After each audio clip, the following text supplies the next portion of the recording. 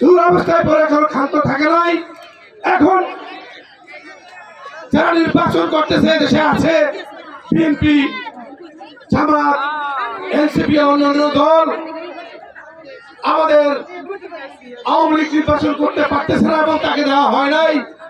তদুপরি তারা বিদেশে বসে এখনো ষড়যন্ত্র করতেছে শিবচরের সিট নিয়ে।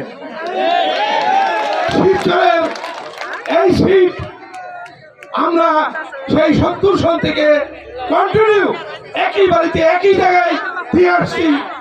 এদেশের জনগণ ভোট দিচ্ছে, কিন্তু তাদের কাছে থেকে সাধারণ জনগণ কি মর্যাদা পেয়েছে, কি পেয়েছে না পেয়েছে, এটা আপনারা সকলেই জানেন।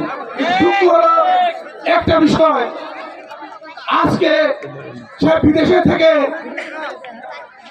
প্রথম শুনি ফুটবল মাত্রাকে নিয়ে যে তারা সরায়, এখন শুনি তার মাত্রাকে নিয়ে গেছে ভোট দিতে বলে।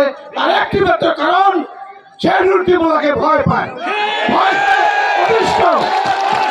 এখানে নুরুদ্দিমুল্লাহর কাছে ক্ষমতা গেলে এমপি হলে কেমনে মানুষ পালতে হয়, কেমনে মানুষের সেবা করতে হয়, তার নুরুদ্দিমুল্লাহ তার প্রমাণ রেখেছে।